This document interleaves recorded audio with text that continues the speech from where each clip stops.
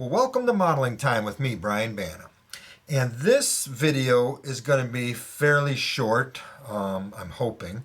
It's going to be like a two-shot video, this introduction and then the cutting. Well, maybe a little bit more than two shots because I have to shut the camera off between each cut. But for this video, I'm going to show you or show people how to take a Kato GP35 frame and put a Proto 2000 or Walthers Gp30 shell on it. You know, the cuts that you have to make so that the frame fits perfectly. Right now my desk is a disaster area. I'm working on an FP7, but I'll set the camera up and we'll go over the cuts that need to be made, and then I'll put the camera over at the mill and we'll make all the cuts. Alright, so as you can see, my desk here is pretty much a disaster. I've got this FP7 taken apart. I've got the frame all grit blasted.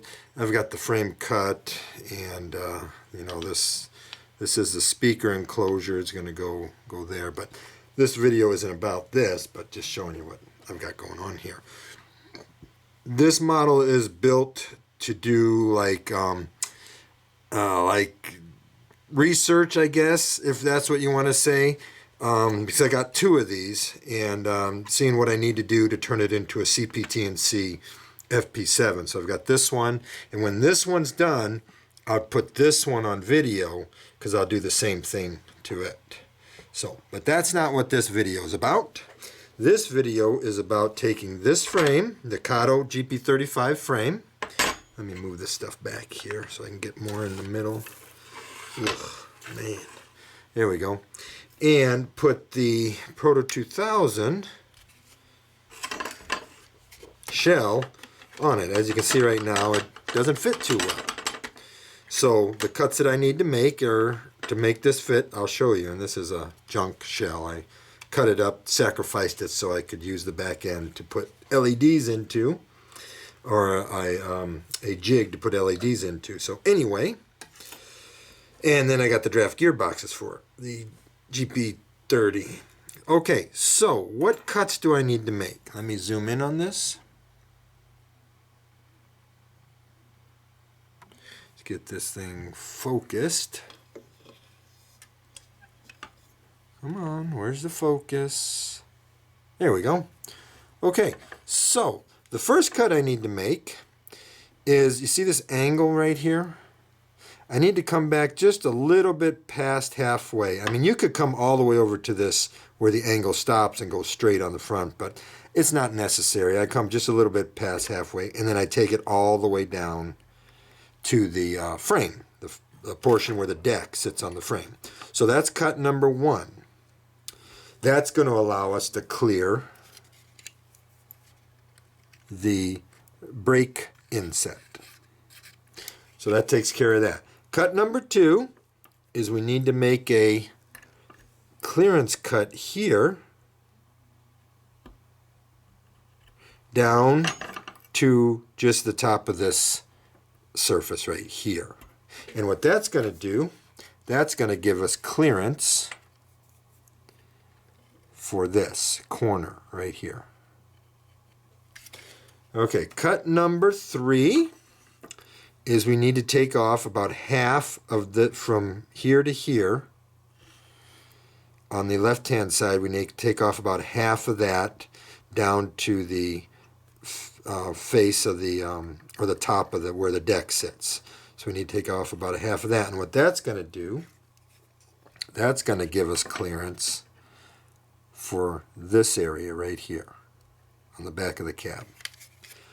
So the next cut is, you see the thickness, how much thicker? Let's see if that can show up better. How much thicker this is over this? Well, we need to take the thickness of this equal to the thickness of this one. So I'll just make a cut right back here. I'll touch the back of this, and then I'll just cut it right off, and that'll be the same. So that will make clearance for this portion of the shell that sits on the deck here. So where the blower duct is. So that takes care of that. Then the next cut we need to make, actually, after we make this cut, we need to go and make this cut, but it's another cut anyway. So we need to cut this hump off, the front and the back, only to the face of this rectangle that sticks off the face of the draft gearbox. We only need to take it down to that we don't need to take that rectangle off. If you take that rectangle off and you make it flat all the way across, you can have play front to back in your shell. But if you take the hump off only to this rectangular pad here, then this frame fits perfectly between the pilots. So we take that off. Once that's all done, everything will fit. Then we need to go to the underside and we need to cut a little bit off of each of one of these wings here. And we need to take this draft gearbox pad down about 20 thousandths. I don't know the exact measurement, but approximately 20 thousandths, so that the coupler will sit at the right height. So that's the cuts necessary. So let me go set this up in the mill and we'll get cut. Go. All right, so I've got it set up in the mill. I've got the frame is, the top of the face of the frame is slightly below the top edge of the mill, or the vise. So I'm using a 1/4 inch bit, but it'll give me clearance so I don't hit the vise. I wanted to use the 3/8 inch bit because it cuts a lot of material quickly, but it would ride, or it would make contact with the top of the vise, and I don't want that. So I'm using a 1/4 inch bit.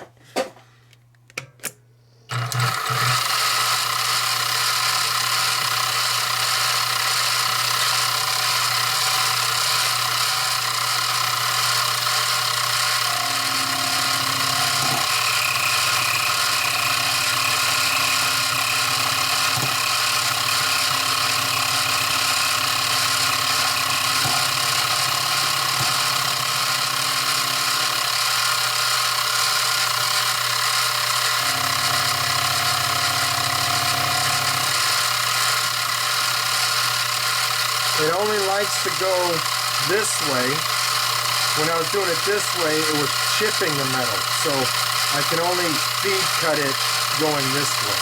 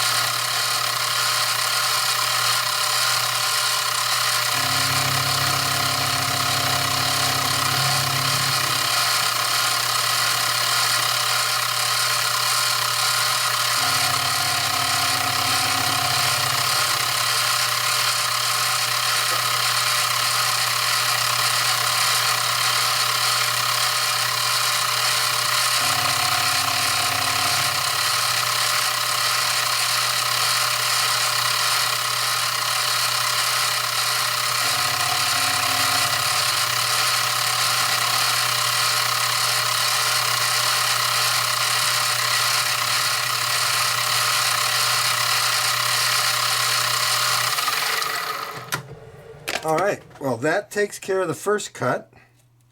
Now what I'll do is I'll go ahead and I'll cut this bump off right on the front here, and then I'll turn the camera off and get the other bump cut off because it's the exact same as this one.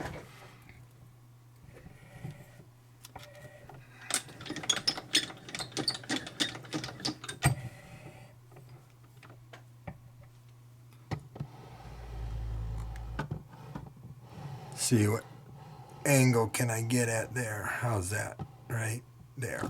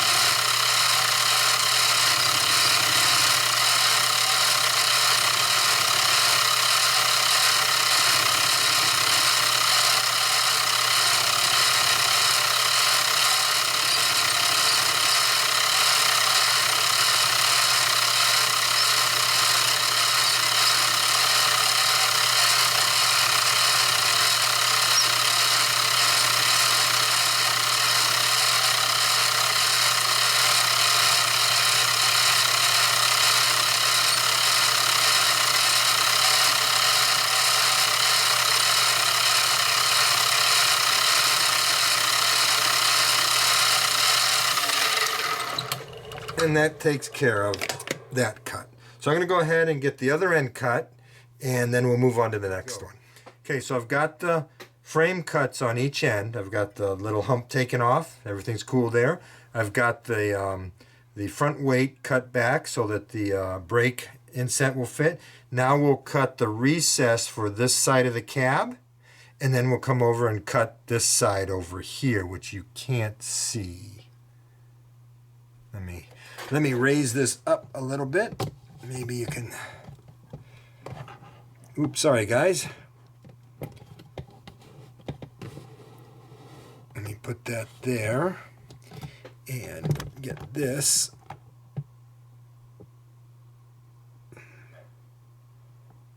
positioned right there. There we go. There we go. So we're going to get this cut done, and we're going to get this cut done. So right now I'm still using the 1/4 inch bit.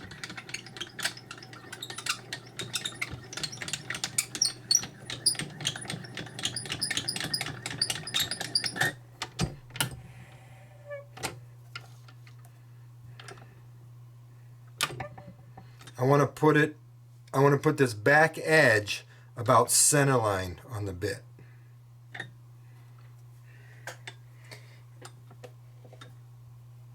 There we go. That should do it right about there.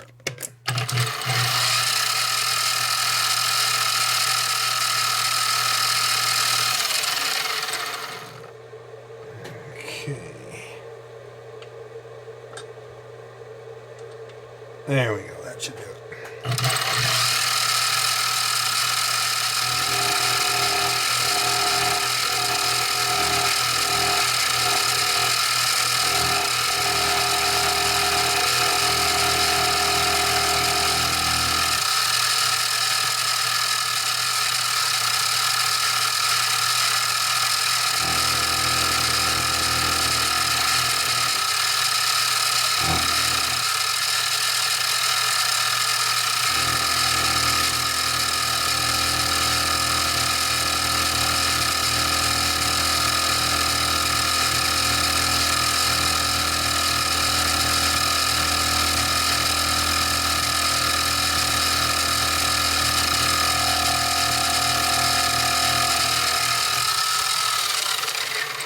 Alright, so that takes care of that. Now I need to do a bit change. Let me pull back here so you can see how quickly these bits change. Let me get everything out first. So I need to put a 1/8 inch collet in there. Right now I have a 1/4 inch collet, and I need my 1/8 inch cutter. Here we go.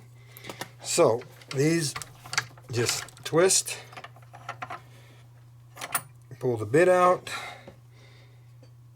put your bit away, and now we'll take that out. Take the collet out. We'll put the new collet in.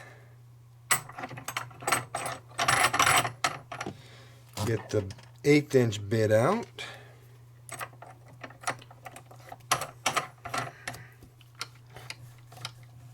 And that's it. Okay, now we'll get this side cut. Let me zoom in a little bit. There we go.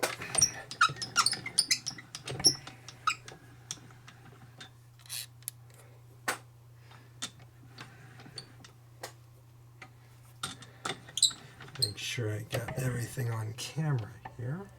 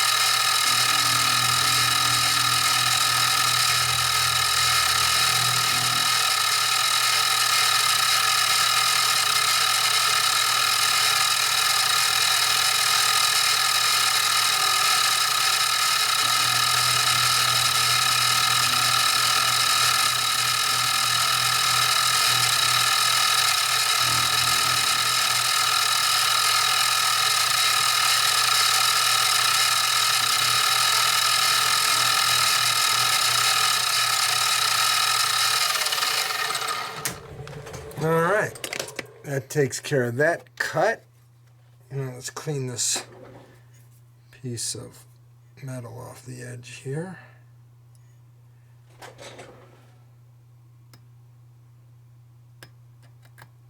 There we go. So we got the sides for the cabs cut.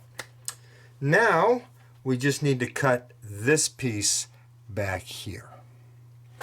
Let me move in on that. All right.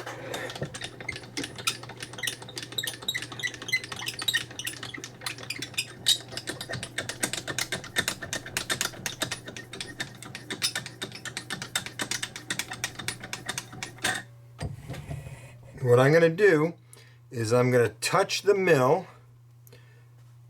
bit to the back side of this piece right back here. Can you see that? Yeah, good. And then I'll bring it forward.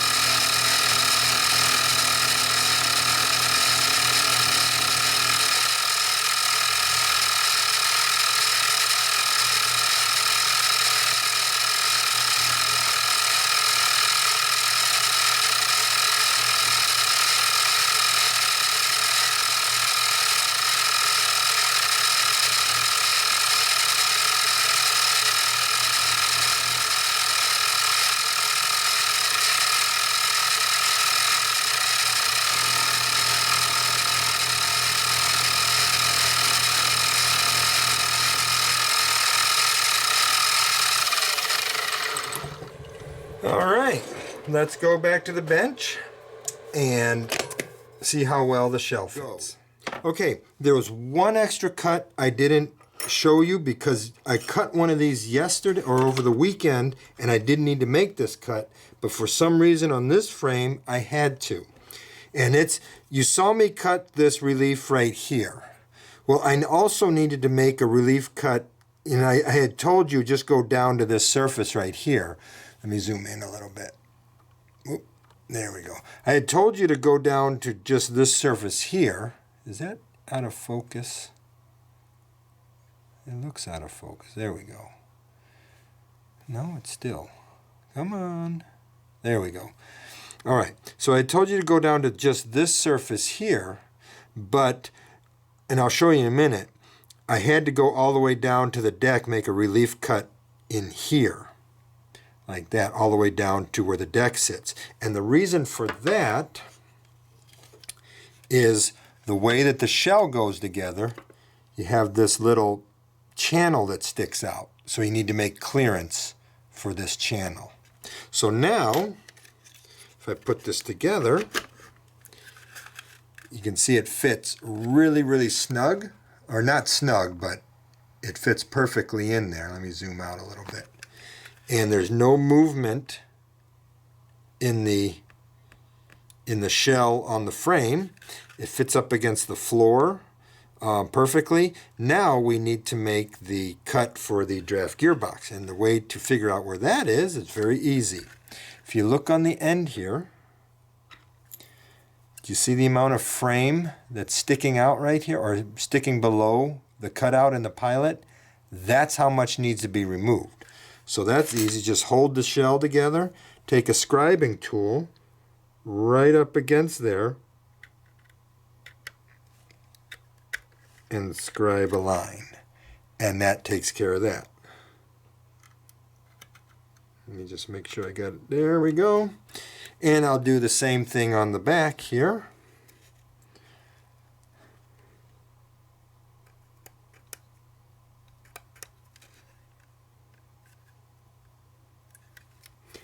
Let me press this down. There we go.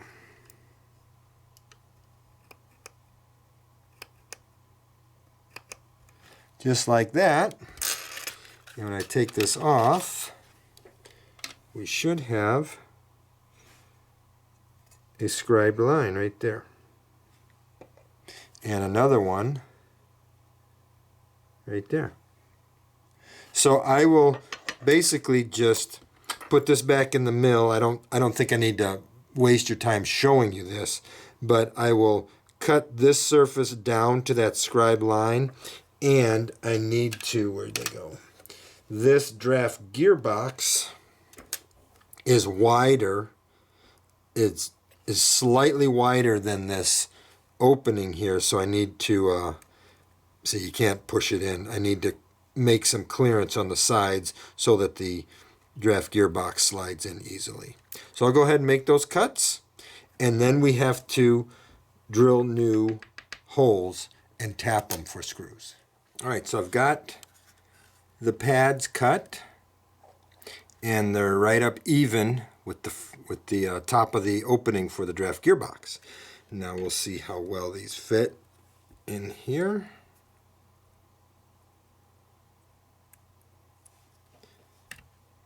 Should just slide right in. There we go. So you got that. Now I need to locate where the new threaded hole is going to be. So to do that, I've got a number 46 bit, I think it is. Just a second, let me check. Yes, a number 46 bit, which is 0.081. It fits perfectly in the screw hole. And all I need to do is hold this draft gearbox in place and take the drill bit and just spin it in the hole up against the pad. All I need to do is make a mark. And I've got a mark right there. So I need to do the same thing for the back.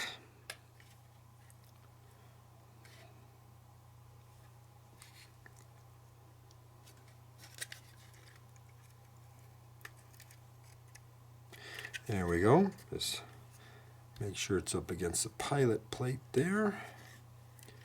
Hold it in place. See, that's the nice thing about, you know, when I cut that hump off the ends of the coupler pads, and I didn't cut that square off, you know, cut the whole plate face flush, because when I press on this draft gearbox, the pilot plate doesn't flex any. So we get a good positive location for that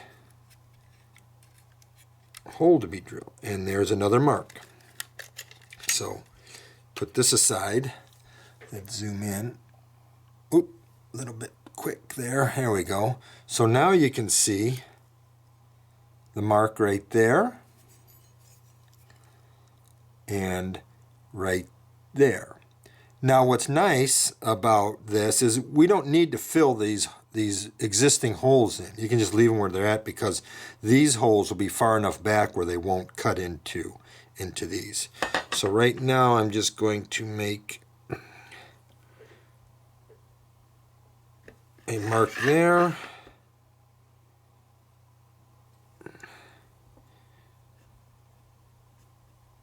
And a mark there. And let me put this drill bit back so I don't forget where it's supposed to go. Okay, now what I'm going to do is I'm going to put this in my drill press, and I'm just going to drill a hole for a 256 screw. So there's nothing really to see there. It's just line up the hole, drill it, tap it, and it's all done. Go. All right, so I've got the holes drilled in both ends. So there's that one, and then I have one on the other end. Now before you drill, it's always good to use a center drill to get your hole marked, or your hole started and such. So that's a good, some good advice there, a little tip on when you're drilling holes. And so now it's time to tap. So I'm going to dry tap these because this is soft material and I really don't need oil for it. Just do turns and back it up to break the curl.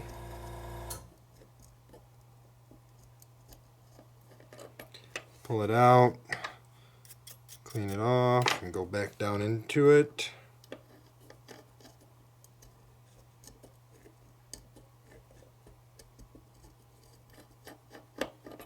So when you do dry tapping like this, I mean, it's good to use oil. It'll go much smoother and much faster, but I'm too lazy to get up and go get my oil. But when you do dry tapping like this, don't take too much, don't get too greedy with your cutting. There, it's all the way through.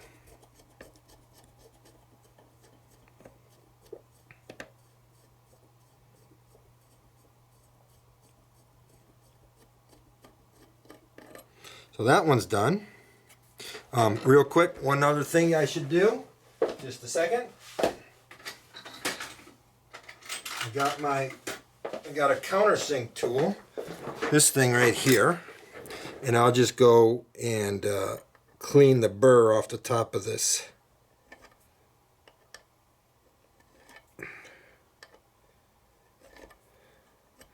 There we go. And that takes care of that. Now this went through the hole here, so that's okay. Now on a Kato model, there's a pin on the underside of the deck that fits into this hole, but on the P2K model there isn't. So now we'll just go ahead and do the other side.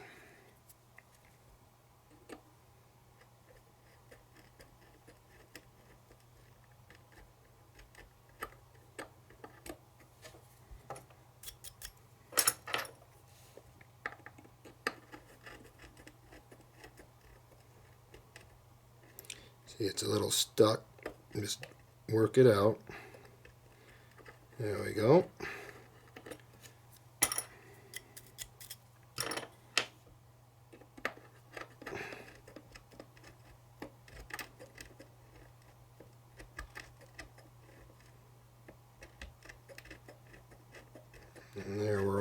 through.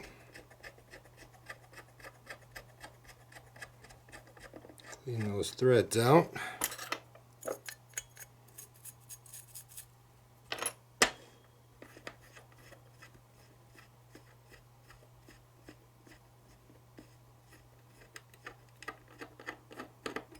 Okay, so that's taken care of. Put that back in its container here. I keep my drill bits for the appropriate size and the tap in the same container. And now we'll take the countersink tool.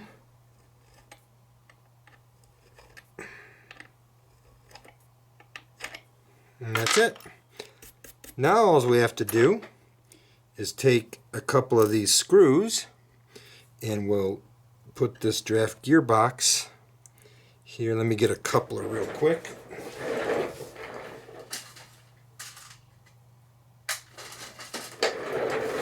This is a medium shank coupler, so let's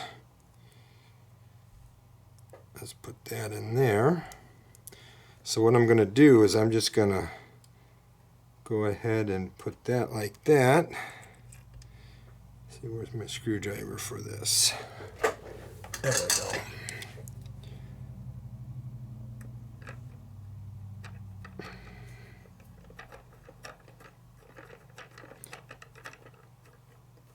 Okay. That works. Now what I'm going to do is go over to the mill and I'm going to cut. Where's my pointer? There it is. I'm going to cut this screw even with the top of the deck here and then plunge it down about 20 thousandths so it's below that. And that way it'll never make contact with the deck. Go. All right, so I've got the coupler pads drilled and threaded.